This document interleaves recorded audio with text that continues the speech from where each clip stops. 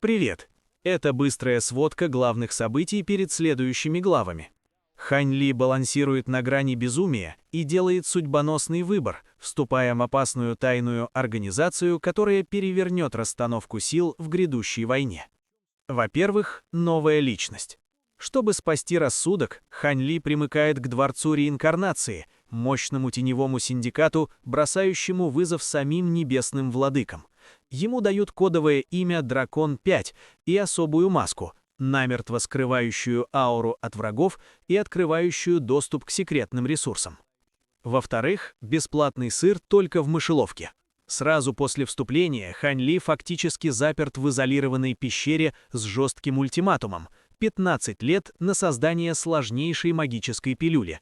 Главная загвоздка – ингредиент настолько токсичен, что буквально обжигает руки даже высшим бессмертным мастерам. Наконец, феноменальный прогресс на фоне надвигающейся бури.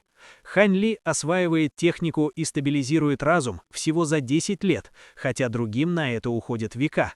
Оставшееся время он варит эликсир, искусственно замедляя время особым артефактом.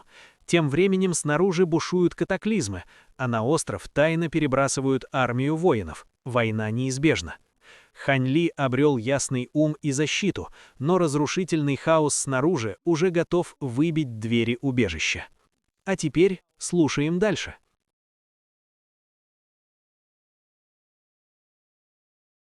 Глава 381. Различные силы. Среди двух фракций людей, появившихся в формации телепортации, одна была в основном одета в белые одежды с вышитыми на них золотыми облаками, и если бы Хань Ли присутствовал, он бы сразу узнал их лидера как никого иного, как мастера дворца Северного Ледникового Дворца Бессмертных, Сяо Цзиньханя. Позади него было еще 4 или 5 человек, одетых в одежду Северного Ледникового Дворца Бессмертных, включая заместителя дворцового мастера Сюй Ин и Золотого Бессмертного, Лу Юэ. Помимо них, было также 3 лорда Да Пылающего Дракона, во главе с Аоян Куйшинем. Что касается другой группы, то все они были одеты в фирменные синие одежды Дворца Небесного Потока, и их возглавлял хозяин дворца, Ло Цинхай. Рядом с Ло Цинхаем стоял женоподобный юноша, которому, казалось, было чуть больше 20, и хотя он был мужчиной, он производил на зрителя впечатление, что они смотрят на красивую женщину. Что касается остальных культиваторов Дворца Небесного Потока, то большинство из них присутствовали во время битвы за Да Пылающего Дракона. На лице Лу Цзюня появилось взволнованное выражение, когда он шагнул вперед, прежде чем отдал почтительный поклон. «Я хозяин острова Черного Ветра, Лу Цзюнь, и я хотел бы тепло поприветствовать мастера Дворца Цзиня и хозяина Дворца Ло, а также всех остальных старших и товарищей даосов. Для нашего острова Черного Ветра большая честь принимать всех вас». Мужчина с фамилией Фэн рядом с ним также шагнул вперед, прежде чем отдал почтительный поклон Сяо Цзиньханю. Сяо Цзиньхань лишь слегка кивнул им обоим, а затем повел их из формации телепортации. Тем временем Ло Цинхай ответил на приветствие Лу Цзюня, сказав: «Вы слишком добры, хозяин острова Лу». После этого он и культиваторы Дворца Небесного Потока также вышли из формации телепортации. Дуэт Лу Цзюня сразу же отступил в сторону, увидев это, и было похоже, что они действуют как слуги, в то время как все остальные присутствующие культиваторы острова Черного Ветра почтительно стояли в стороне, не смея издать ни звука. Итак, это море Черного Ветра. Ци происхождения мира здесь немного разрежено, но в целом это неплохое место, заметил Ло Цинхай, подойдя к окну пагоды телепортации, прежде чем посмотреть наружу. Я не думал, что мы снова встретимся так скоро после нашей последней встречи в Да Пылающего Дракона. «Какое совпадение, товарищ Даосло», — сказал Сяо Цзиньхань, взглянув на Ло Цинхая. «Я тоже не ожидал увидеть вас снова в городе морского вида, хозяин дворца Ся. Позвольте спросить, почему так много культиваторов вашего Северного Ледникового Дворца Бессмертных прибыли в этот уединенный регион по этому случаю? Если вам требуется помощь нашего Дворца Небесного Потока, пожалуйста, не стесняйтесь сказать мне, и мы будем рады выполнить ваши поручения», — ответил Ло Цинхай с улыбкой. Холодная улыбка появилась на лице Сяо Цзиньханя, услышав это, и он взглянул на культиваторов Дворца Небесного Потока, прежде чем ответить: «Зачем задавать вопрос, на который вы уже знаете ответ, товарищ Даосло?» В данный момент Дворец Небесного Потока действительно находится на пике своего могущества. Здесь не только 5 лучших мастеров экстремальных дворцов на континенте Верхнего РР, но и 7 учеников Небесного Потока, которые пользуются огромной славой. Даже юноша, стоящий сейчас рядом с вами, обладает исключительными способностями, которым я чрезвычайно завидую. Какое право я имею просить вас всех выполнять мои поручения? Улыбка Ло Цинхая осталась неизменной, когда он сказал: «А как грубо с моей стороны. Это мой ученик Нань Кэмэн. Мэннер, вырази свое почтение мастеру дворца Ся». Прямо сейчас мастер дворца Ся – самая могущественная фигура во всем Северном Ледниковом регионе бессмертных. Если вы сможете получить от него какое-то руководство, вы извлечете из этого пользу до конца своей жизни. Брови Нань Кэмэна слегка нахмурились от нежелания, но он все же сделал то, что ему сказали, шагнув вперед и сложив кулак в приветствии. Младший Нань Кэмэн выражает свое почтение мастеру дворца Ся. Ся Цзиньхань лишь кивнул в ответ с бесстрастным выражением лица. Ло Цинхай жестом велел Нань Кэмену отойти за него, а затем сказал: «Как мы оба знаем, это место спустилось в море черного ветра. Учитывая ваши силы и ресурсы, я уверен, что вы уже обнаружили местоположение его входа, верно? Вы слишком высокого мнения о нашем Северном Ледниковом дворце бессмертных, товарищ Даосло». «Мы только что получили известие об этом деле», — холодно фыркнул Ся Цзиньхань. «Неужели? Если вы еще не обнаружили это место, то эти люди из секты Падающей Зари, скорее всего, тоже его не нашли. В таком случае, похоже, у нашего Дворца Небесного Потока еще есть шансы», — усмехнулся Ло Цинхай. «Вы хотите сказать, что здесь уже есть члены секты Падающей Зари?» — спросил Ся Цзиньхань. «Я не уверен, я только слышал какие-то слухи. А, кстати, я также слышал, что великие старейшины секты Падающей Зари, похоже, уже вышли из уединения», — ответил Ло Цинхай двусмысленно. «У вас действительно есть какие-то исключительные источники, товарищ Даосло», — сказал Ся Цзиньхань, слегка прищурив глаза. «Вы слишком добры, мастер дворца Ся. Ничьи источники не могут сравниться с источниками Северного Ледникового дворца бессмертных в этом регионе бессмертных. Бай Лиянь сделал все, что было в его силах, чтобы спрятаться в Да Пылающего Дракона, но вы все равно смогли его найти», — заметил Ло Цинхай, многозначительно взглянув на 3 лордов Да за спиной Ся Цзиньханя. На лицах троицы Ауян Куйшаня тут же появилось неловкое выражение, а выражение лица Ся Цзиньханя тоже слегка помрачнело, услышав это. «Похоже, хозяину острова Лу еще нужно кое-что сообщить мастеру дворца Ся, так что я не буду здесь оставаться и мозолить глаза», — сказал Ло Цинхай с улыбкой, взглянув на Лу Цзюня. Слегка неловкое выражение появилось на лице Лу Цзюня, услышав это, и он сказал: «Вовсе нет, хозяин дворца Ло. Вы оба являетесь дорогими гостями нашего моря черного ветра, так что, однако, его перебил на полусловие Ся Цзиньхань, который холодным голосом сказал: «Если вы хотите уйти, то не стесняйтесь, товарищ Даосло. Я уверен, что мы скоро встретимся снова». Ло Цинхай сложил кулак в приветствии Ся Цзиньханю с легкой улыбкой, после чего быстро вывел всех культиваторов Дворца Небесного Потока из пагоды телепортации. Они тоже не задержались в городе Черного Ветра, полетев прямо к городским воротам, прежде чем быстро исчезнуть вдали. Тем временем Ся Цзиньхань смотрел на их удаляющиеся фигуры с задумчивым взглядом, но было неясно, о чем он думает. «Мастер дворца, похоже, он много знает о ситуации», — заметила Сюй Ин, подходя к Ся Цзиньханю. Он всегда славился тем, что был хитрым старым лисом, так что неудивительно, что ему удалось собрать некоторую информацию, холодным голосом ответил Ся Цзиньхань. «Как вы думаете, он уже определил местоположение бессмертного поместья Адского Мороза?» — спросила Сюй Ин слегка нерешительным голосом. «Трудно сказать, но неважно, даже если он выяснил местоположение. Хотя это правда, что он довольно скользкий и хитрый, у него недостаточно сил, чтобы представлять серьезную угрозу. Напротив, меня гораздо больше беспокоит Дворец Реинкарнации и секта Падающей Зари», — ответил Ся Цзиньхань. Дворец Реинкарнации всегда был грозным врагом, но что касается секты Падающей Зари, вы имеете в виду их великого старейшину Фэн Тяньду? — спросила Сюй Ин. «Верно. Есть только 2 человека, которых я считаю существенной угрозой во всем Северном Ледниковом регионе бессмертных. На данный момент Бай Лиянь больше не заслуживает беспокойства, так что остался только Фэн Тяньду», — холодным голосом сказал Ся Цзиньхань. Сюин не знала, как на это ответить, поэтому она могла только молча стоять в стороне. Ся Цзиньхань тоже некоторое время молчал, прежде чем повернуться к Лу Цзюню и мужчине с фамилией Фэн и сказать: «Дайте мне подробный отчет обо всей информации, которую вы собрали до сих пор». Тем временем по бескрайним душераздирающим ветрам моря черного ветра неслась массивная серая летающая лодка. Лодка была длиной 60 метров и была полностью построена из какого-то серого костного материала. Она казалась немного старой и ветхой, и на некоторых частях лодки даже были большие дыры, а ее поверхность была усеяна какими-то нечеткими узорами. Перед лицом бескрайних душераздирающих ветров лодка напоминала небольшой плот в бурном море, выглядя так, словно могла перевернуться в любой момент. Но если бы кто-то присмотрелся, он бы обнаружил, что нечеткие узоры на лодке испускают тонкий слой серого света, который сдерживает душераздирающие ветры. Жуткие завывания и рыдания, доносящиеся из душераздирающих ветров, также сдерживались слоем серого света, и именно поэтому лодка могла без проблем путешествовать по душераздирающим ветрам. На носу лодки, скрестив ноги, сидел худой и иссохший мужчина средних лет. Его щеки были сильно впалыми, а кожа — зеленовато-фиолетового цвета, что придавало ему вид зомби. Кроме того, вокруг всех частей его тела было обернуто бесчисленное множество темно-лазурных цепей, которые время от времени сами по себе раскачивались в воздухе, представляя собой очень своеобразное зрелище. Похожий на зомби мужчина смотрел прямо перед собой двумя шарами зеленого пламени, мерцающими в его зрачках, а на лодке под ним был выгравирован сложный серый массив, простирающийся во всех направлениях ко всем частям лодки. Как раз в этот момент из лодки вышла фигура, прежде чем прибыть рядом с похожим на зомби мужчиной. Это был мужчина, которому, казалось, было от 30 до 40 лет, и он был одет в серое парчевое одеяние. Его левый глаз был плотно закрыт, а на веке был глубокий шрам, свидетельствующий о том, что ему там была нанесена чрезвычайно серьезная травма. «Ты еще можешь продолжать, старший боевой брат?» — спросил мужчина в сером одеянии.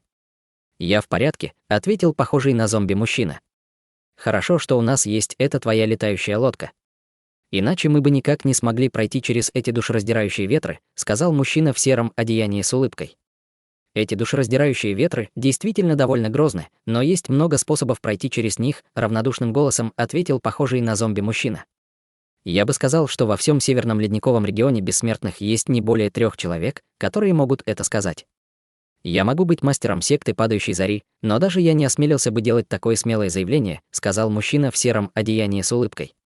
Услышав это, в глазах похожего на зомби мужчины промелькнул намек на гордость. «Будьте уверены, старший боевой брат, я обязательно сделаю все, что в моих силах, чтобы помочь вам получить сокровища, необходимые вам, чтобы достичь стадии высшего зенита», — поклялся мужчина в сером одеянии с серьезным выражением лица. «Спасибо, младший боевой брат», — ответил похожий на зомби мужчина, кивнув. «Не нужно меня благодарить, старший боевой брат», — сказал мужчина в сером одеянии, поспешно махнув рукой в ответ. Как раз в этот момент похожему на зомби-мужчине, пришла в голову мысль, и в его глазах появился холодный блеск, когда он сказал: «В последнее время у меня было слишком много дел, поэтому у меня не было возможности спросить, но неужели нам так и не удалось раскрыть личность преступника, убившего Фан Паня и Чжун Луаня?»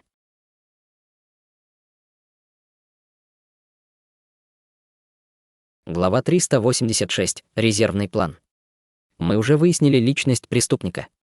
Это культиватор по имени Ли Фэюй, и он присоединился к Даа Пылающего Дракона несколько столетий назад. Но прежде чем у нас появилась возможность его выследить, в Даа Пылающего Дракона произошло событие, связанное с Бай Лиянем, и в результате хаоса он пропал без вести.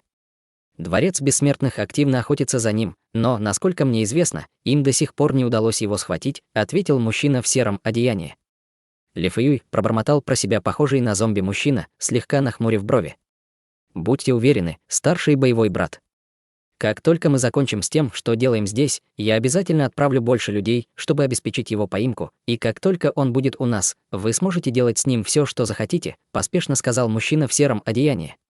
Похожий на зомби мужчина на мгновение замолчал, а затем торжественным голосом сказал: «Цепи законов, разделяющие источник, которые я даровал Фан Паню и Чжун Луаню, скорее всего, попали в его руки. Эти цепи необходимо вернуть». «Да, старший боевой брат», — ответил мужчина в сером одеянии.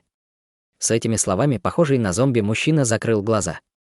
Увидев это, мужчина в сером одеянии тут же ушел, направившись в каюту, где внутри сидело еще много людей.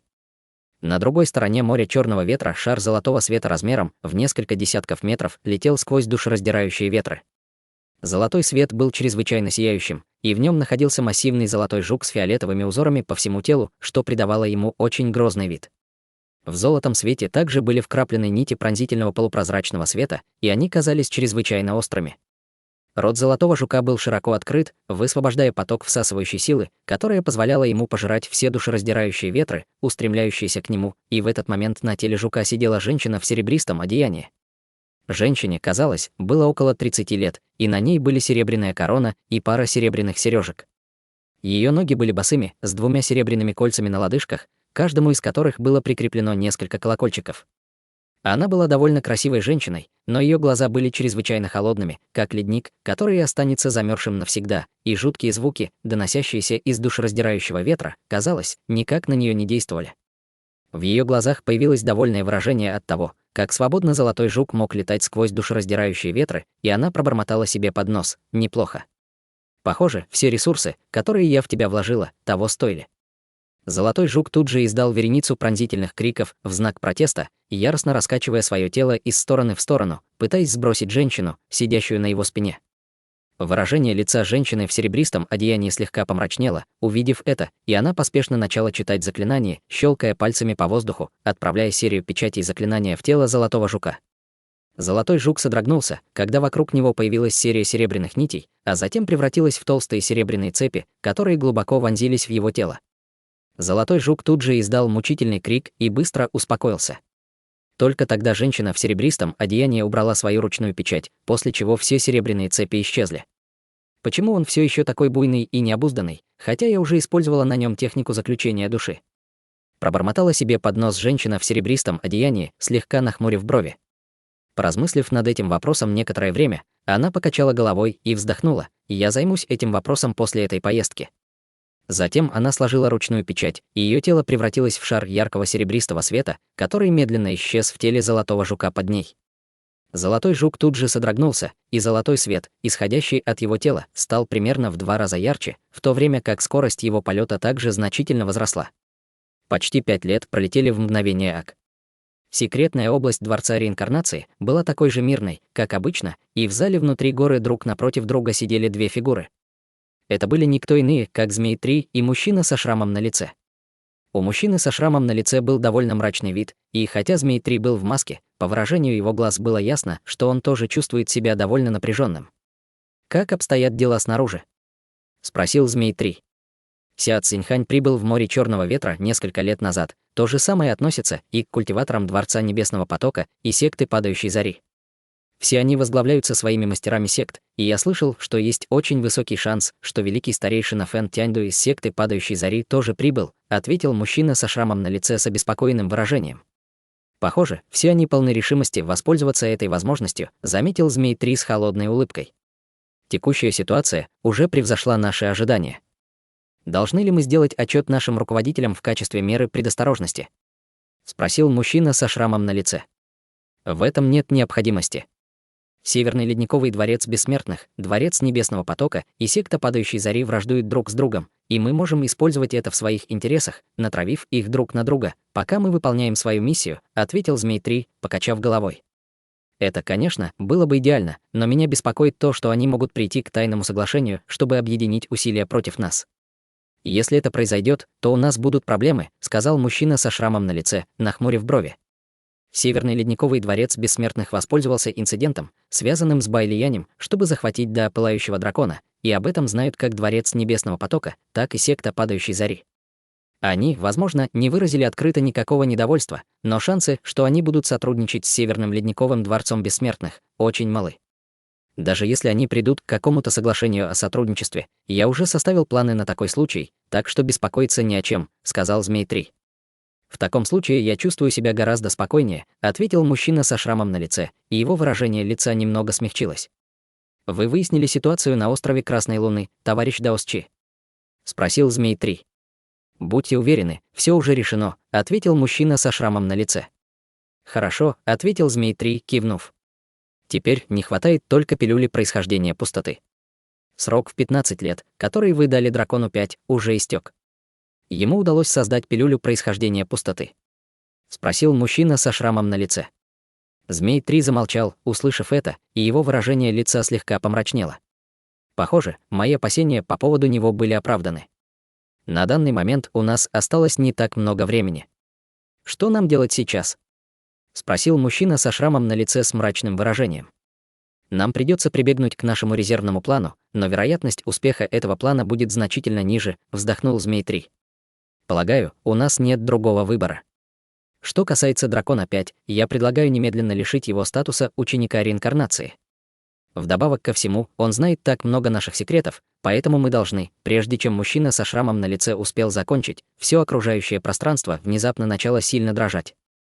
Зал, в котором они находились, тоже начал дрожать и трястись, и они обменялись взглядом, прежде чем тут же вылететь из зала, в мгновение оказавшись вне чрева горы. Небо в секретной области еще минуту назад было ярким и ясным, но внезапно образовался плотный покров темных туч, и сквозь тучи сверкали бесчисленные черные молнии, вызывая оглушительный грохот. Увидев это, в глазах Змея-3 появилось восторженное выражение. Может быть, то же самое выражение появилось и в глазах мужчины со шрамом на лице. Внезапно вся цепь происхождения мира во всей секретной области начала сильно колебаться, прежде чем сойтись к темной туче наверху. Черная туча быстро расширялась во всех направлениях, вращаясь на месте, образуя черный вихрь прямо над пещерной резиденцией Ханли. В этот момент из разных уголков секретной области вылетело еще несколько культиваторов стадии истинного бессмертного, и одним из них был никто иной, как Дикая Кошка 16, который привел Ханли в это место. «Активируйте ограничения». «Быстро!» — приказал Змей-3, начиная складывать ряд ручных печатей. Дикая Кошка 16 и остальные немедленно приступили к действиям, разлетевшись по всем уголкам секретной области. Тем временем Змей-3 начал читать заклинание, и из его тела вырвался поток ослепительного золотого света, прежде чем взлететь в небо и сформировать массивный столб золотого света. Над столбом света сверкали бесчисленные золотые руны, и в воздухе пульсировали потоки грозных энергетических колебаний, заставляя близлежащее пространство непрерывно дрожать. Мужчина со шрамом на лице содрогнулся перед лицом этих грозных энергетических колебаний, и в его глазах появился намек на недоумение, когда он пролетел несколько сотен метров в сторону, прежде чем устремить взгляд на Змея-3. В этот момент по всей секретной области появилось еще 8 гигантских столбов золотого света, в общей сложности 9 столбов золотого света, которые извергались в небеса. Над всей секретной областью появилось обширное пространство золотого света, прежде чем распространиться наружу, как рябь воды, образуя грозную золотую формацию, которая в мгновение охватила все небо. Черная туча наверху была окутана золотой формацией, и казалось, что она попала под какое-то ограничение, которое не позволяло ей расти дальше. Грозная аура закона, исходящая из черной тучи, также была запечатана внутри золотой формации, что делало ее неспособной распространяться за пределы секретной области. Увидев это, в глазах Змея-3 промелькнул намек на облегчение. Несмотря на то, что черная туча была сдержана, окружающая цепь происхождения мира продолжала сходиться к ней, совершенно беспрепятственно проходя сквозь золотую формацию. Время шло, черная туча становилась все плотнее и плотнее, пока не стала почти материальной по форме. Из черной тучи исходили потоки грозных колебаний закона, устремляясь к окружающей золотой формации, заставляя ее сильно дрожать, и участок формации, ближайший к черной туче, внезапно полностью разрушился. Змей-3 был очень встревожен таким поворотом событий, и он быстро сложил ряд ручных печатей, чтобы выпустить серию печатей заклинания, после чего столб золотого света вокруг его тела мгновенно стал значительно ярче. Другие столбы света также засияли ярче, устремляясь в золотую формацию наверху.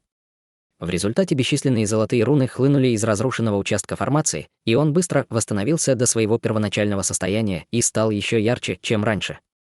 Тем временем колебания, исходящие из черной тучи, становились все более и более грозными, и вскоре золотая формация снова была разорвана, только чтобы быть быстро восстановленной под совместными усилиями Змея-3 и остальных. Цикл разрушения и восстановления продолжался, и золотая формация все время непрерывно дрожала, но она была способна удерживать черную тучу в секретной области.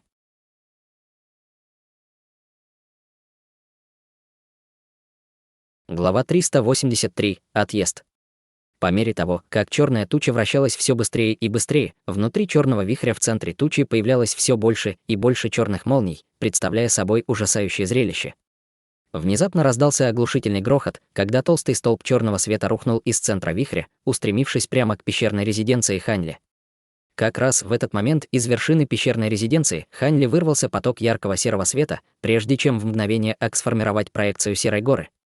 Столб черного света ударил по проекции горы, как только она приняла форму, и раздался оглушительный грохот, когда столб черного света пронзил проекцию насквозь, прежде чем врезаться в пещерную резиденцию внизу. Вся секретная область сильно содрогнулась, когда на всех близлежащих горах появились бесчисленные трещины, и бесчисленные камни упали дождем. Выпустив столб черного света, черная туча в небе быстро уменьшилась, прежде чем полностью исчезнуть всего за несколько секунд. В секретной области все вернулось на круги своя, и было похоже, что черная туча даже не появлялась. После того, как черная туча рассеялась, грозная золотая формация, охватывающая всю секретную область, также стабилизировалась. Змей-3 сложил ручную печать, и столб золотого света вокруг него исчез. На его лице появилось встревоженное выражение, и он полетел к пещерной резиденции Хань Ли еще до того, как столб золотого света полностью исчез. Мужчина со шрамом на лице как раз собирался присоединиться к нему, как вдруг ему пришла в голову мысль, и он остановился. Змей-3 в мгновение оказался перед пещерной резиденцией Хань Ли, но в этот момент вся пещерная резиденция была окутана несколькими световыми барьерами, что не позволяло Змею-3 обнаружить, что происходит внутри. Он очень хотел узнать, что происходит, но не стал пробиваться в пещерную резиденцию. Только через целых 15 минут все световые барьеры отступили, открыв ворота пещерной резиденции, которые уже были распахнуты настежь. «Входите, товарищ Даос Змей-3», пригласил Хань Ли из своей пещерной резиденции. Змей-3 немного успокоился, услышав спокойный тон голоса Хань Ли, и тут же вошел внутрь. В этот момент Хань Ли стоял в гостевом зале своей пещерной резиденции. Его цвет лица был немного бледным, а аура также была слегка нестабильной. На столе перед ним стояла черная нефритовая шкатулка, и хотя крышка шкатулки была плотно закрыта, изнутри все же исходили слабые колебания силы закона. Взгляд Змея-3 тут же упал на нефритовую шкатулку. «То, что вы хотите, находится внутри шкатулки, товарищ Даос Змей-3», сказал Хань Ли с легкой улыбкой, делая приглашающий жест рукой. Змей-3 кивнул в ответ, затем взял нефритовую шкатулку в руки, прежде чем осторожно открыть ее, сделав глубокий вдох. Внутри шкатулки находилась черная пилюля размером с лонган, которая испускала полупрозрачное черное сияние, а на пилюле был черный да-знак, который испускал грозные колебания силы закона. Глаза Змея-3 тут же загорелись, увидев это, а Хань Ли сел с легкой улыбкой на лице. «Фантастика! Вы действительно человек слова, товарищ Даос Дракон 5», сказал Змей-3, закрывая шкатулку и убирая ее, прежде чем поднять голову, чтобы посмотреть на Хань Ли. «Мне очень повезло, что мне это удалось. Я все еще не очень хорошо разбираюсь в процессе создания этой пилюли происхождения пустоты, поэтому мне удалось создать только одну, исчерпав все ингредиенты», ответил Хань Ли, покачав головой, похоже, не очень довольный своей работой. «Это совершенно нормально», сказал Змей-3, пренебрежительно взмахнув рукой.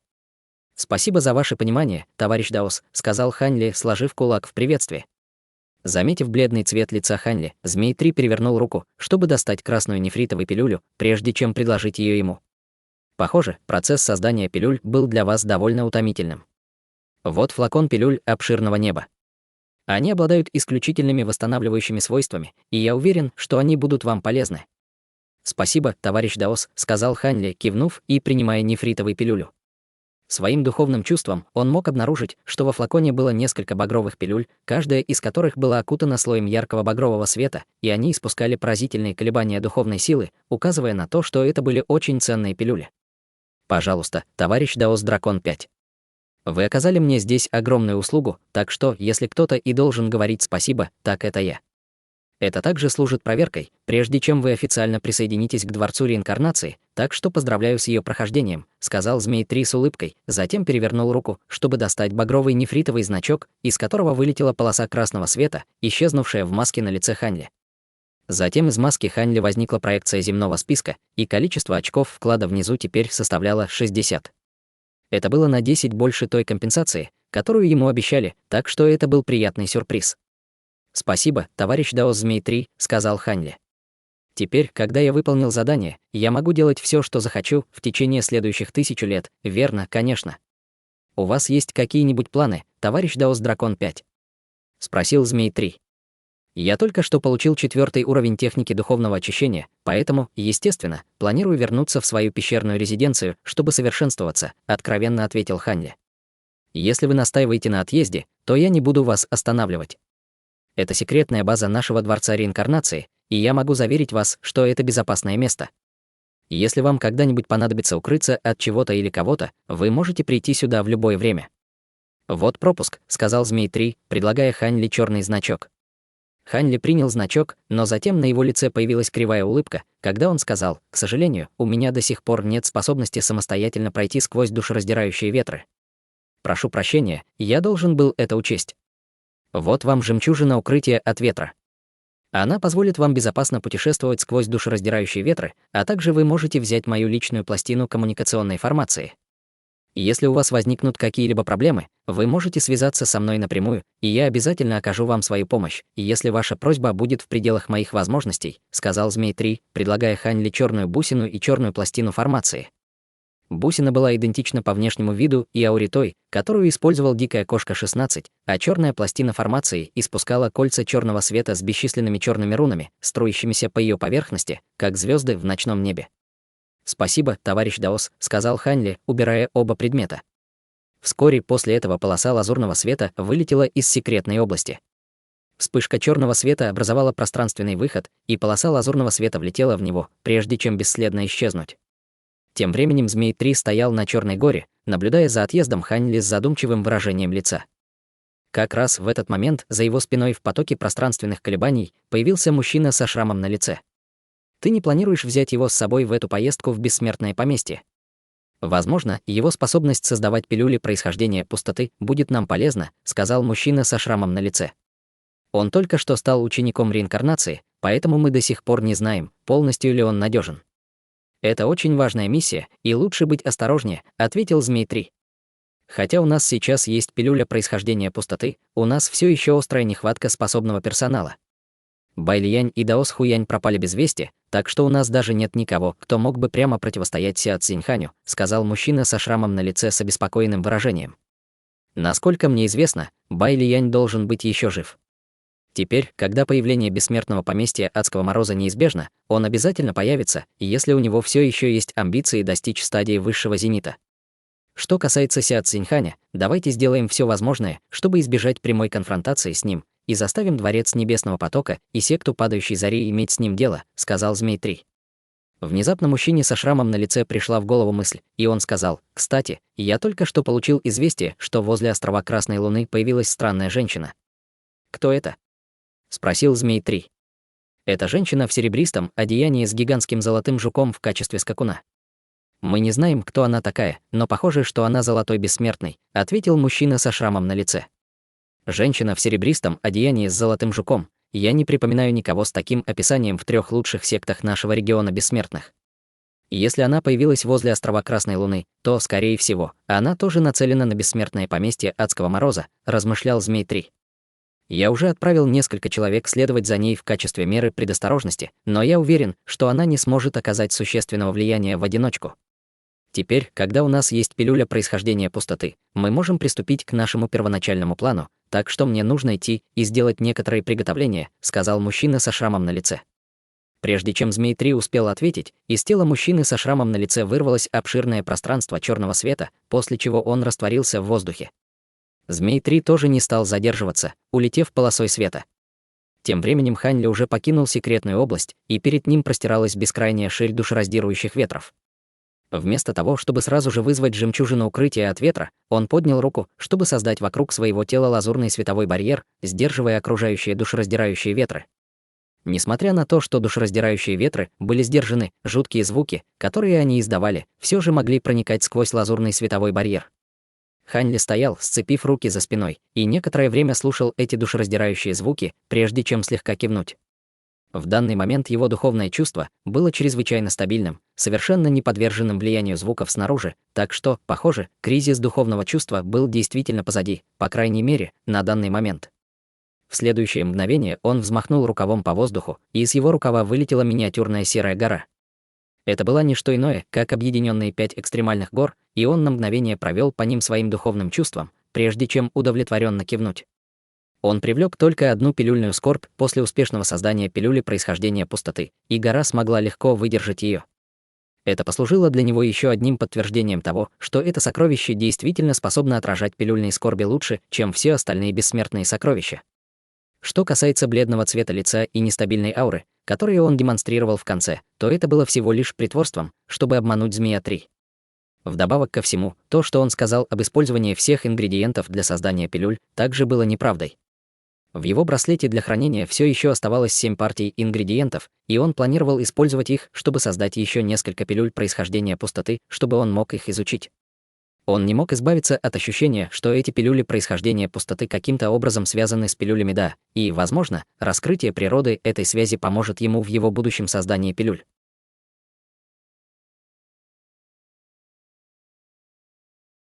Глава 384. Аномалии.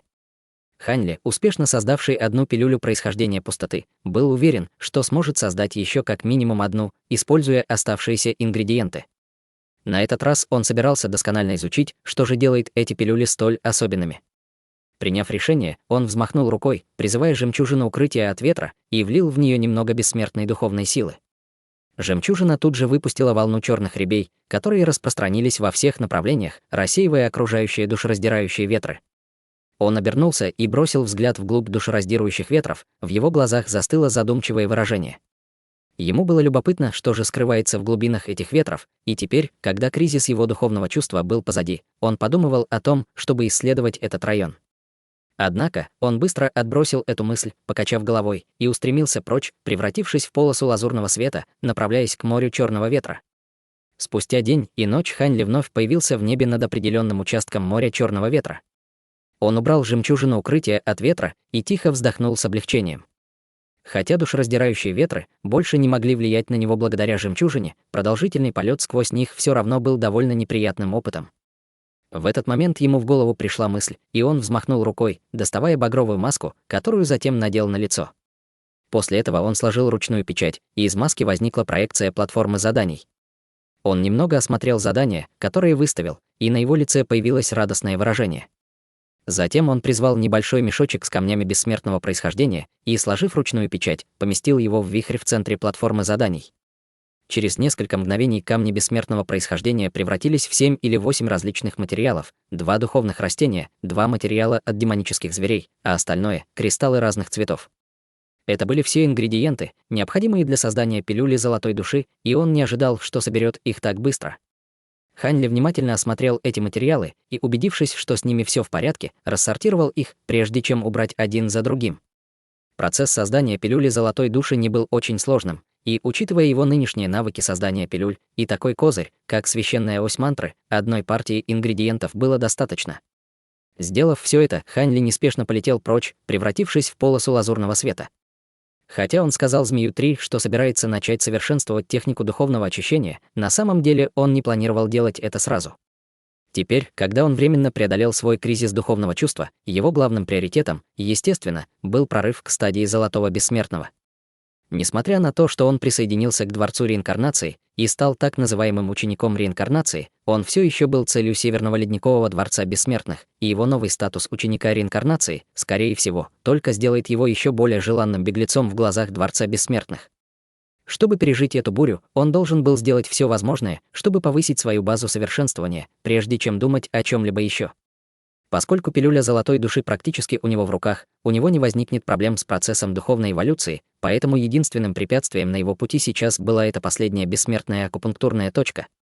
Это, конечно, звучало просто, но это было то самое препятствие, которое в прошлом устояло перед бесчисленными культиваторами поздней стадии истинного бессмертного. Хань Ли невольно тихо вздохнул, когда эта мысль пришла ему в голову. Он постоянно искал способы прорваться к стадии Золотого Бессмертного, в том числе пытался найти полное искусство совершенствования для искусств происхождения Великой Вселенной. Он разместил несколько заданий в гильдии странников, разыскивая любые методы, которые могли бы помочь ему сделать прорыв или открыть эту последнюю бессмертную акупунктурную точку, и награды, предлагаемые за эти задания, были довольно существенными, но до сих пор не было никаких ответов. Брови Хань Ли слегка нахмурились, на его лице появилось решительное выражение, и он сложил ручную печать, после чего багровая маска на его лице выпустила слой багрового света, окутавший все его тело.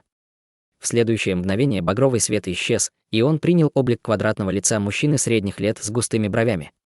Сразу же после этого он сложил ручную печать, и скорость его полета увеличилась примерно вдвое, когда он полетел прямо к городу Черного Ветра. Однако он пролетел менее 100 тысяч километров, когда внезапно остановился. Из моря внизу раздался раскат громоподобного гула, и спокойная поверхность моря внезапно начала бурлить, когда огромные волны хлынули во все стороны, сталкиваясь друг с другом и создавая оглушительный шум. Кроме того, окружающее пространство также начало слегка дрожать, и Хань Ли поднял бровь, увидев это. Что происходит? Это землетрясение, подобное возмущение ощущалось как извержение энергии, которая накапливалась в течение долгого времени, и это определенно не было обычным явлением в море Черного Ветра. Хань Ли еще немного посмотрел на море, прежде чем отвел взгляд и продолжил путь. В районе моря недалеко от острова Черного Ветра территория была усеяна кораллами, на которых рос вид багровых водорослей. И если смотреть сверху вниз, то казалось, что этот район представляет собой массивную доску для игры в Го, усеянную бесчисленными багровыми камнями для Го. Этот район получил название «Море доски для Го», и он находился в миллионах километров от острова Черного ветра. Кроме того, он отклонялся от всех основных водных путей, поэтому также был очень малонаселенным районом. Происхождения мира здесь была довольно богатой, а на морском дне имелось множество рудных ресурсов. Кроме того, в этом районе обитало множество демонических зверей, некоторые виды которых обладали очень ценными ядрами и материалами, поэтому сюда часто наведывались культиваторы на охоту. Подобные места были разбросаны по всему морю Черного ветра, так что это не было редкостью. В конце концов, в контексте всего обширного моря Черного ветра, острова, населенные культиваторами, составляли лишь крошечную территорию, в то время как остальная часть региона все еще была преимущественно населена демоническими зверями. В то время как охота культиваторов на демонических зверей была обычным делом, нередко можно было увидеть, как культиваторы погибают и их пожирают, когда они сталкиваются с демоническими зверями, слишком грозными для них. В этот момент в море доски для Го находилось несколько человеческих культиваторов, которым грозила именно эта ужасная участь. Это была группа из 3 культиваторов, состоящая из мужчины средних лет с грубой бородой, молодой женщины в красном одеянии и молодого человека в черном одеянии, управляющего лазурным летающим сокровищем лодкой, которая мчалась по воздуху. Их преследовал шар синего света, и было неясно, какой тип демонического зверя он содержит, но по его поверхности пробегали дуги синих молний. Все 3 культиваторов были на стадии божественной трансформации, а лазурная летающая лодка была усеяна сложными духовными узорами, двигаясь с приличной скоростью, что указывало на то, что это выдающееся сокровище. Однако шар синего света был немного быстрее лазурной летающей лодки, и с каждой секундой он приближался к 3 человеческим культиваторам. Вскоре расстояние между ними сократилось до менее 10 километров. «Мы не сможем уйти от него такими темпами», — взволнованно сказал мужчина с грубой бородой. «Что же нам делать? Это уже предел скорости летающей лодки», — запаниковала молодая женщина в красном одеянии. На лице молодого человека в черном одеянии также было встревоженное выражение, но по сравнению со своими 2 товарищами он выглядел относительно спокойным и собранным. «Товарищ Даосму, я помню, что у тебя есть талисман истинной молнии. Используй его, чтобы атаковать этого молниеносного змеи-червя, а я одновременно выпущу свой купол экстремального инь, чтобы поймать его в ловушку. Возможно, это даст нам достаточно времени, чтобы уйти», — настаивал мужчина с грубой бородой. «Это не сработает», — тут же сказала молодая женщина в красном одеянии, покачав головой. «Твой купол экстремального инь — это сокровище атрибута инь, которое полностью подавляется силой молнии этого молниеносного змеи-червя, поэтому ты не сможешь выиграть много времени. Я знаю, но сейчас у нас нет других вариантов. Чем дольше нам удастся сдержать эту тварь, тем больше у нас шансов выжить.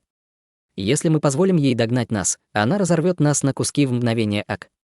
Поторопись, товарищ Даосму», — настаивал мужчина с грубой бородой. Молодой человек в черном одеянии стиснул зубы и взмахнул рукой, доставая фиолетовый талисман. По талисману пробегали дуги фиолетовой молнии, и хотя он еще не был активирован, 2 товарищей молодого человека в черном одеянии уже содрогались перед его силой. Молодой человек в черном одеянии взмахнул рукой в воздухе, и фиолетовый талисман тут же выстрелил, превратившись в разряд фиолетовой молнии, который устремился прямо к шару синего света. Раздался раскат громоподобного гула, когда фиолетовый талисман взорвался, превратившись примерно в дюжину разрядов фиолетовой молнии, каждый из которых был толщиной с водяную бочку, и они сходились к шару синего света с удивительной силой. Шар синего света мгновенно упал, открывая демонического зверя внутри, и это был синий демонический зверь длиной более 30 метров, напоминающий гигантского питона. Однако на его теле не было ни одной чешуйки. Вместо этого его тело было разделено на множество сегментов, что делало его похожим на грозного синего червя. Разрушив шар синего света, толстые разряды молнии с грозной силой ударили по телу молниеносного змеи-червя, заставив его издать пронзительный визг, похожий на плач младенца. На его теле появилось несколько ран, из которых хлынула синяя кровь, но раны были не очень глубокими, это были лишь незначительные повреждения. Однако молниеносный змей-червь был разъярен атакой, и на его теле мгновенно появилось несколько толстых разрядов синей молнии, чтобы сдержать разряды фиолетовой молнии. Именно в этот момент в небе над молниеносным змей-червем появилась огромная черная куполообразная сеть, которая затем опустилась на него. Сеть была сверкающей и полупрозрачной на вид, с язычками черного пламени на поверхности, но она излучала чрезвычайно холодную и зловещую ауру. Сеть опустилась на молниеносного змей-червя, а затем сильно сжалась, чтобы связать зверя, и на всем его теле мгновенно появились черные порезы. Из порезов поднялись клубы дыма, и визг молниеносного змеи-червя тут же стал еще более пронзительным и высоким, когда он замер на месте. «Мы должны уходить. Скорее!» крикнул мужчина с грубой бородой. Молодая женщина в красном одеянии поспешно сложила ручную печать, одновременно открыв рот, чтобы выпустить шар кровавого света, который исчез в лазурной летающей лодке. Все духовные узоры на летающей лодке загорелись в унисон, выпуская вспышки лазурного света, когда она выстрелила вперед по воздуху с невероятной скоростью. Тем временем молниеносный змей-червь яростно бился внутри черной сети. В то же время на передней части его тела появился разрез, который затем открылся, обнажив ужасающую пасть, внутри которой находились 2 ряда острых белых клыков. Сразу же после этого вся синяя молния на теле молниеносного змеи-червя сошлась к его пасти, в мгновение ока сформировав огромный шар синей молнии, который затем был выпущен вперед с грозной силой. Раздалась серия оглушительных взрывов, когда синяя молния вырвалась во все стороны, мгновенно разорвав черную сеть на части. Мужчина с грубой бородой невольно застонал, и из уголка его губ потекла кровь, а его лицо стало бледным, как простыня. «Дядя!» — воскликнула молодая женщина в красном одеянии обеспокоенным голосом. «Я в порядке, не волнуйся обо мне. Скорее, нам нужно убираться отсюда!» — закричал мужчина с грубой бородой.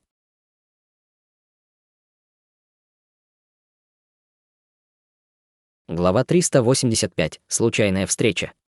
Молодая женщина в красном одеянии стиснула зубы, отвела взгляд от мужчины с грубой бородой и начала быстро складывать ручные печати, чтобы еще больше ускорить летающую лодку. Тем временем молодой человек в черном одеянии рядом с ней взмахнул рукавом в воздухе, посылая поток нежного лазурного света в тело бородатого мужчины. Цвет лица бородатого мужчины мгновенно немного улучшился, и он с благодарностью кивнул молодому человеку в черном одеянии. Именно в этот момент обширное пространство синей молнии исчезло, вновь открывая молниеносного змей-червя. Раны на его теле, казалось, немного ухудшились, и многие части его тела были обуглены и испачканы синей кровью. Однако, затем он издал громкий рев, и дуги синей молнии вновь появились на его теле. В то же время вся синяя кровь на его теле загорелась, превратившись во вспышку синего пламени. Пламя и молнии переплелись, образуя обширное пространство плотного синего тумана, который забурлил вокруг гигантского тела зверя, а в следующее мгновение синий туман внезапно взорвался, прежде чем исчезнуть в воздухе вместе с самим молниеносным змей-червем. Молодой человек в черном одеянии все это время внимательно следил за молниеносным змей-червем, и его выражение лица мгновенно резко изменилось, когда он увидел это. Будьте осторожны, молодая женщина в красном одеянии и бородатый мужчина также следили за зверем своим духовным чувством, и их тоже очень встревожило его внезапное исчезновение. Прежде чем трое из них успели что-либо предпринять, перед летающей лодкой внезапно возникла вспышка пространственных колебаний, после чего появилось обширное пространство синего тумана, которое затем обрушилось на летающую лодку, мгновенно затопив троицу на борту. Как только летающая лодка попала в море синего тумана, она тут же остановилась, как будто влетела в болото. Трое культиваторов на борту также почувствовали, как вокруг них сжимается грозная вспышка невидимой силы, и они не были полностью обездвижены, но, к их ужасу, их движения были сильно ограничены. Сразу же после этого перед ними появился гигантский молниеносный змей-червь, и его тело еще больше раздулось, напоминая небольшую гору. В то же время он излучал грозную ауру в стадии пространственного закаливания. В глазах как молодой женщины в красном одеянии, так и бородатого мужчины появился намек на отчаяние, а на лице молодого человека в черном одеянии также появилось мрачное выражение. Молниеносный змей-червь открыл свою огромную пасть, выпустив около дюжины толстых разрядов синей молнии, которые устремились к летающей лодке с поразительной скоростью. В то же время окружающее море синего тумана яростно забурлило, окутывая троицу культиваторов на борту. Затем море синего тумана превратилось в огромный шар тумана, который с грозной силой бурлил и закручивался, в то время как внутри него вспыхивали дуги молнии, и было неясно, что происходит внутри. Именно в этот момент шар синего тумана внезапно замер, а затем выпятился наружу, прежде чем взорваться с оглушительным грохотом, открывая троицу культиваторов внутри. В этот момент молодой человек в черном одеянии держал в руках гигантский огненный багровый меч длиной в несколько десятков метров. Меч горел палящим багровым пламенем и испускал ужасающие колебания духовной силы.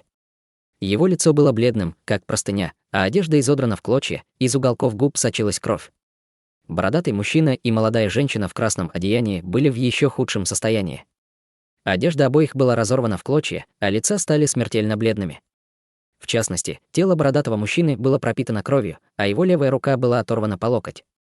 Лазурная летающая лодка исчезла, и в море тумана за троицей едва можно было разглядеть обломки духовной лодки. Пламя на поверхности гигантского огненного меча, который держал молодой человек в черном одеянии, на мгновение вспыхнуло, а затем быстро уменьшилось, превратившись в багровый духовный талисман размером около полуметра с огненным изображением меча, выгравированным на его поверхности. Талисман испускал грозные колебания духовной силы атрибута огня, но они были крайне нестабильными.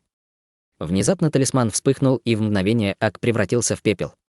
В глазах молодого человека в черном одеянии появилось страдальческое выражение, когда он увидел это, но не было времени горевать по талисману, когда он закричал «Бежим!». Сразу же после этого он улетел вдаль, превратившись в полосу лазурного света, а бородатый мужчина и молодая женщина в красном одеянии также собрали то немногое, что осталось от их сил, и полетели прочь так быстро, как только могли. Однако им не удалось уйти далеко, прежде чем молниеносный змей-червь вновь появился из синего тумана позади них. На его нижней части живота появился длинный разрез, и рана сильно кровоточила. Это была не та рана, над которой можно было бы посмеяться, но в целом зверь был в гораздо лучшем состоянии, чем 3 человеческих культиваторов. Хотя его добыча ускользала, молниеносный змей-червь, похоже, нисколько не беспокоился, и в его глазах появился намек на насмешку. Внезапно окружающий синий туман окутал все его тело, и он с невероятной скоростью отправился в погоню за троицей культиваторов. Все 3 человеческих культиваторов получили тяжелые ранения, поэтому они летели гораздо медленнее, чем раньше, но скорость молниеносного змеи-червя нисколько не уменьшилась, и расстояние между ними быстро начало сокращаться. Троица культиваторов была в крайней тревоге, но ничего не могла поделать. Вскоре разрыв между ними сократился до менее чем 5 километров. К этому моменту их запасы магической силы были близки к истощению, и ни у одного из них не было больше мощных сокровищ в рукавах, так что ситуация выглядела очень плачевной. Именно в этот момент на далеком горизонте из ниоткуда внезапно появилась полоса лазурного света, и она быстро приближалась к ним. Грозная аура, исходящая из полосы лазурного света, намного превосходила ауру троицы культиваторов и молниеносного змея-червя позади них. Отчаяние на лицах 3 культиваторов мгновенно сменилось надеждой и ликованием, и все 3 в унисон закричали «Спасите нас, старший!». Полоса лазурного света немного замедлилась, и троица культиваторов пришла в восторг, увидев это. В глазах молниеносного змеи-червя промелькнул намек на страх при виде полосы лазурного света, но когда он снова повернул свой взгляд на свою добычу, страх в его глазах мгновенно сменился злобным блеском. Внезапно он остановился, прежде чем открыть пасть, и в море тумана появилось бесчисленное множество дуг синей молнии, которые затем быстро сошлись к его пасти, в мгновение Ак сформировав гигантский шар молнии размером в несколько сотен метров. Затем шар молнии выстрелил в сторону троицы культиваторов, в то время как молниеносный змей-червь развернулся и бросился прочь, окутанный морем синего тумана. Шар молнии был чрезвычайно быстрым, и казалось, что он вот-вот проглотит троицу культиваторов в мгновение Ак. Из полосы лазурного света раздалось холодное фырканье, сразу же после чего с небес спустился столб лазурного света толщиной с ведро, ударивший по шару молнии. Столб лазурного света с легкостью пронзил шар молнии, и молниеносный змей-червь пришел в ужас, увидев это. Море тумана вокруг него яростно забурлило, когда он с еще большей скоростью бросился прочь, но из полосы лазурного света выстрелил еще один столб лазурного света. Столб лазурного света был намного быстрее молниеносного змеи-червя, в мгновение Ак догнав его, а затем превратившись в гигантскую полосу лазурной ци меча длиной в несколько километров. Море синего тумана мгновенно разорвалось, открывая молниеносного змеи-червя внутри. Зверь остановился, и по его телу шла рана. В следующее мгновение его грозное тело раскололось на 2 половины, и обширное пространство синей крови, перемешанной с внутренними органами, пролилось дождем на море внизу. Троица культиваторов остановилась и наблюдала за разворачивающейся ситуацией с благоговейным выражением лица. Только тогда полоса лазурного света в воздухе исчезла, открыв мужчину средних лет с квадратным лицом. Троица культиваторов переглянулась, а затем поспешно подлетели к мужчине средних лет, прежде чем низко и почтительно поклониться. «Спасибо, что спасли наши жизни, старший». Тот факт, что он смог так легко убить молниеносного змеи-червя, указывал на то, что он был как минимум культиватором стадии интеграции тела, а может быть, даже культиватором стадии Великого Вознесения, поэтому они должны были относиться к нему с величайшим уважением. Мужчина средних лет взглянул на троицу, и его взгляд на мгновение задержался на молодом человеке в черном одеянии, когда он спросил: «Вы все культиваторы острова Черного Ветра, верно?» «Мы живем на острове Черного Ветра, а я вырос в городе Черного Ветра, так что я очень хорошо знаком со всем, что там есть. Если вам что-нибудь понадобится, я буду рад услужить вам, старший», тут же ответил молодой человек в черном одеянии. «Ты говоришь, как проводник», заметил мужчина средних лет с легкой улыбкой. По правде говоря, я некоторое время работал проводником в прошлом, ответил молодой человек в черном одеянии со слегка смущенной улыбкой. Как тебя зовут? Спросил мужчина средних лет. Меня зовут Мусюи. Эти двое, Фан Си и Фан Вэй, почтительно ответил молодой человек в черном одеянии. Мужчина средних лет поднял бровь, услышав это, и ничего не ответил. Мужчиной был никто иной, как Хань Ли, который, наконец, прибыл к острову Черного Ветра примерно через месяц пути.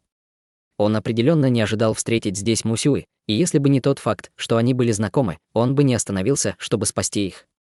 В конце концов, для культиваторов было очень распространенным явлением погибать во время битв с демоническими зверями. Когда они расстались, Мусюи был всего лишь на стадии формирования ядра, но с тех пор он достиг стадии божественной трансформации, и хотя он получил пользу от духовных камней и искусств совершенствования, дарованных ему Хань Ли, это все равно был довольно впечатляющий темп развития. Мусюи, естественно, не узнал его, и он тоже не собирался раскрывать свою личность Мусюи. Троица Мусюи была несколько озадачена молчанием Хань Ли, но они не осмелились перебивать его, поэтому могли только молча стоять вместе. Это место не очень безопасное. «Я как раз направляюсь в город Черного Ветра, так что возьму вас с собой», — сказал Хань Ли. Говоря это, он похлопал по своему мешочку для хранения, и из него вылетел шар лазурного света, сформировав замысловатую духовную лодку размером с ладонь, напоминающую лазурную птицу. Затем летающая лодка быстро раздулась до более чем 30 метров в длину, и по обеим сторонам лодки во вспышке лазурного света появились 4 пушистых лазурных крыла. Они напоминали крылья птенца и быстро хлопали, чтобы удержать летающую лодку на плаву. «Вау, она такая очаровательная!»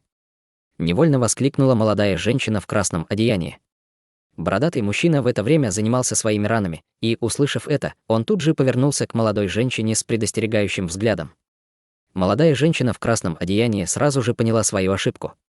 Было бы уместно, если бы она похвалила летающую лодку этого старшего как божественную, но называть ее очаровательной было совсем неуместно, и она поспешно опустила голову, когда на ее лице появился легкий румянец. «Все в порядке. Заходите на борт», — сказал Хань Ли с теплой улыбкой. Мусюи и молодая женщина в красном одеянии тут же подчинились, взлетев на лодку, в то время как бородатый мужчина нерешительно взглянул на Хань Ли, а затем посмотрел на тушу демонического зверя внизу и сказал: «Простите меня за мою грубость, старший, но это туша молниеносного змеи-червя. Все в порядке. Эта туша мне не нужна, так что, если ты хочешь ее, то можешь забрать», — равнодушным голосом сказал Хань Ли.